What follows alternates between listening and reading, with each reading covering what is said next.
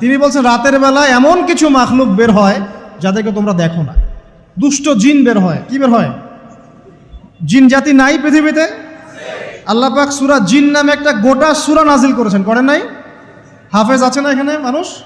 কুলু হিয়া ইলাইয়া আন্নাহু ইসতামা নাফারুম মিনাল জিন্নি ওয়া ক্বালু ইন্না সামি'না কুরআনান আজাবা। জিনদের একটা দল কোরআন শুনে বলেছিল যে আমরা অদ্ভুত আজব একটা কোরআন শুনেছি। তারপর তারা গিয়ে তাদের কওমের কাছে ইসলামের দাওয়াত দেয়, ওই কওম ইসলাম কবুল করে।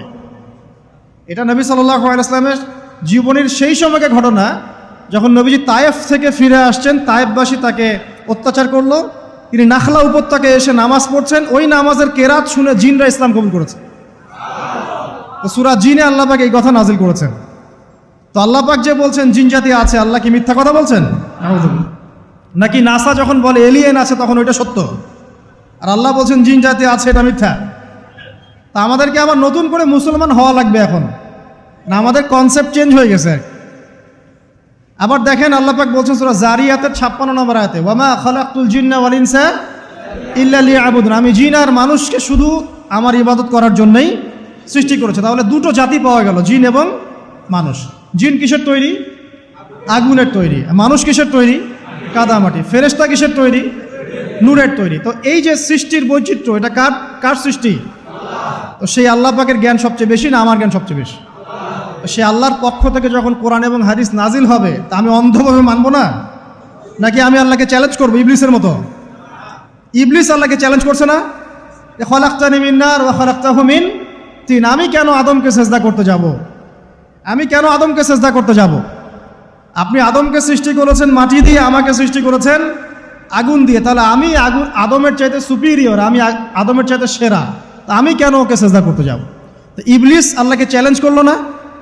তো এখন আমরা যারা আল্লাহকে চ্যালেঞ্জ করছি, এখন এই বিশ্বে যারা আল্লাহকে চ্যালেঞ্জ করছে, কোরআনকে চ্যালেঞ্জ করছে, হাদিসকে চ্যালেঞ্জ করছে, এরা কি আল্লাহর অনুগত বান্দা না ইবলিসের এজেন্ট? এরা এই চ্যালেঞ্জিং ফিলোসফিটা পেল কোথা থেকে? ওই ইবলিস থেকে। ইবলিস থেকে এই ফিলোসফি এসেছে। আর ইবলিস তো এখনো মরে যায় নাই, মরে গেছে? বরং সে এখন প্রবীণ, বয়স্ক হয়ে গেছে, তার অভিজ্ঞতা এখন অনেক বেশি। তার অভিজ্ঞতা কি? বেশি। দেখবেন ইবলিস সবার আগে আদম সন্তানের গা থেকে কাপড় খুলে ফেলেছিল, জানেন? আপনাকে দেখাচ্ছি, সূরা আরাফ পড়েন।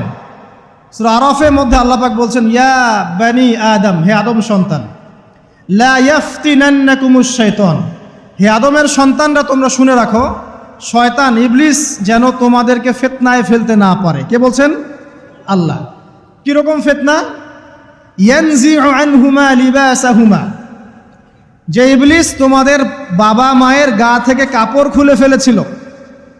ইয়া বানি আদম লা ইয়াফতিনান্নাকুমুশ শাইতান কামা আখরাজা আবাওয়াইকুম মিনাল জান্নাহ ইয়ানজিউ আনহুমা লিবাসাহুমা। আল্লাহ পাক বলছেন, হে আদমের সন্তানরা তোমরা সতর্ক থেকো, ইবলিস যেন তোমাদেরকে ফিতনায় ফেলতে না পারে, যেমন করে সে তোমাদের বাবা এবং মাকে জান্নাত থেকে বের করে দিয়েছিল এবং তাদের গায়ের কাপড় খুলে ফেলেছে। কখন কাপড় খুলে গেছে জানেন?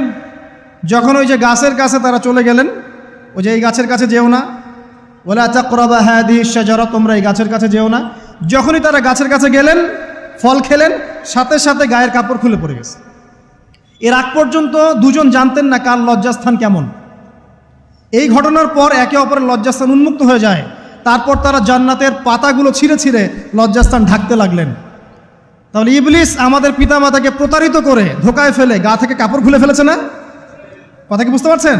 এটাই আল্লাহ পাক বলছেন, তোমাদের কাপড় যেন তারা খুলতে না পারে, তোমাদেরকে যেন হে আদম সন্তান ইবলিস ফিতনায় ফেলতে না পারে। তাহলে এখন আপনি বলেন, এই বিংশ শতাব্দীতে এসে, একবিংশ শতাব্দীতে এসে যারা মুসলিমদের গা থেকে কাপড় খুলে ফেলতে চায়, এরা কার এজেন্ট? এরা কার এজেন্ডা বাস্তবায়ন করছে? প্রমাণ হিসেবে কি আমি নিজের মন করা কথা বললাম, না কোরআন থেকে দলিল দিলাম? কোন সূরা? সূরা আরাফ এর প্রথম 3টা পৃষ্ঠা পড়েন, ডিটেইলস লেখা আছে। আর আল্লাহ পাক বলেছেন, ওয়ালাকাদ ইয়াসসারনাল কুরআনা লিযিকরি ফাহাল মিন মুদ্দাকির, কোরআনকে আমি বোঝার জন্য একদম সহজ করেছি, যে কেউ কোরআন বুঝতে পারবে ইনশাআল্লাহ। খালি পড়ে দেখো, ফাহাল মিন মুদ্দাকির, কেউ কি আছো কোরআন উপলব্ধি করবে? তো কোরআন বুঝতে হবে স্বচ্ছ মন নিয়ে। বিরোধিতা করার মন নিয়ে যদি কোরআন বুঝতে যান তাহলে আপনি বিভ্রান্ত হয়ে যাবেন।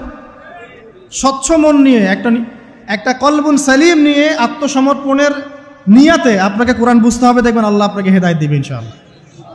আল্লাহ পাক আমরা সবাইকে কোরআন বোঝার তৌফিক দান করুন।